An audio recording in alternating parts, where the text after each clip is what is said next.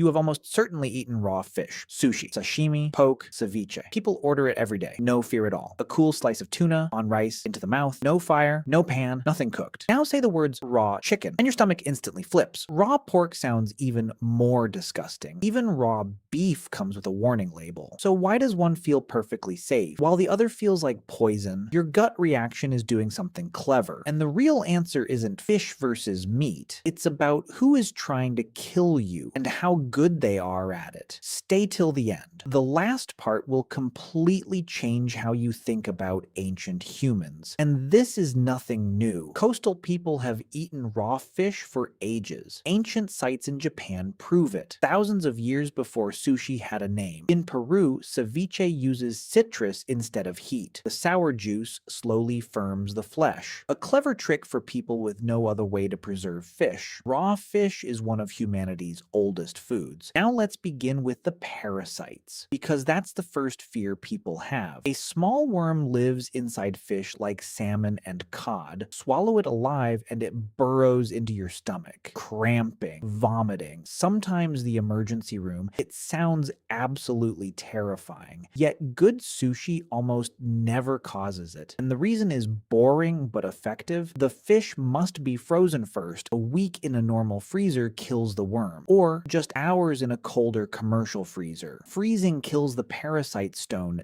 dead. Every real sushi place freezes fish before your plate. A deadly worm defeated by a cold box. And not all fish carry the same risk. Freshwater fish host far more parasites. That's why sushi leans on ocean fish. Salmon is a strange middle case. It lives in both rivers and the sea. So safe, farmed salmon became the trusted choice. The ocean isn't perfectly clean, it's just safer in the ways that matter here. Now look at what's truly dangerous in raw meat. And the whole story flips. Because it isn't really about worms, it's about bacteria, and which bacteria can thrive inside you. Raw beef and chicken carry E. coli and Salmonella, and these germs evolved inside warm-blooded animals. Your body is warm too. Your temperature is exactly their comfort zone. A cow, a chicken, and you share similar heat. So a germ built for one can invade all three. It already knows how to survive in you. Chicken is the clearest example. One germ in it sickens over 1 million people a year in America alone. That's why raw chicken makes everyone wince. In a way, raw tuna never does. Fish don't have that advantage over us. A cod lives in water that would freeze a human. Its bacteria are cold-loving specialists. Drop them into a warm human gut, and they simply can't compete. That environment is all wrong for them. They never evolved to survive there. Scientists even have a name for this. They call it the phylogenetic distance effect. The idea is simple. Germs jump more easily between similar animals. A pig and a human share huge amounts of biology, which is why raw pork has such a brutal reputation. A parasite in pork caused disease for centuries. Old cultures needed no microscope to see it. They just watched who got sick and died. Raw pork once sickened thousands every year, tied to undercooked meat and raw sausage. Stricter farming finally crushed those numbers, but a whole generation suffered before the rules caught up. Now here is the key idea. Fish sit incredibly far from us on the tree of life. A salmon and a human split 400 million years ago. A cow split from us far more recently. So fish germs had 400 million years to fail inside us. Cow germs had far less time to lose that skill. The closer the animal, the easier the jump. Now push that rule to its extreme, and you find the most dangerous raw meat of all: primates. Eating chimpanzee or gorilla meat is deadly. It has caused some of the worst disease jumps ever. HIV itself began as a chimpanzee virus. It crossed into humans through this exact contact. When the animal shares nearly all your DNA, there is almost no gap left for a germ to cross. The door is wide open. But now here comes a surprising twist. This fear isn't a fixed human instinct. Plenty of cultures eat raw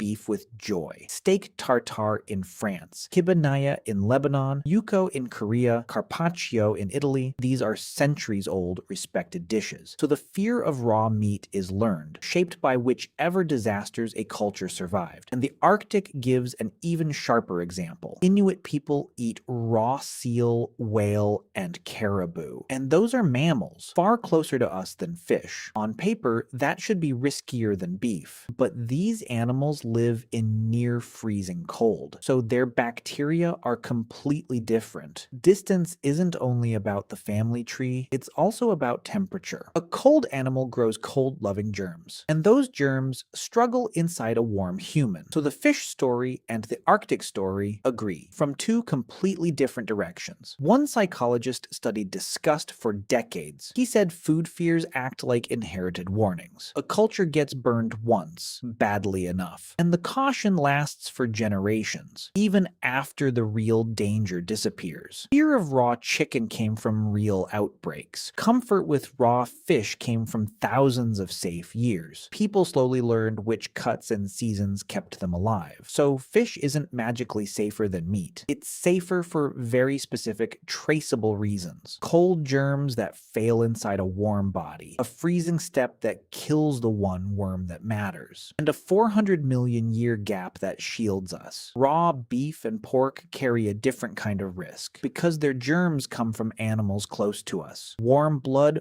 recognizing warm blood. So the next time you choose what to eat raw, your instincts are sensing something real. Deep down, you're reading millions of years of survival. It was never really about fish versus meat. It was always a rule about distance.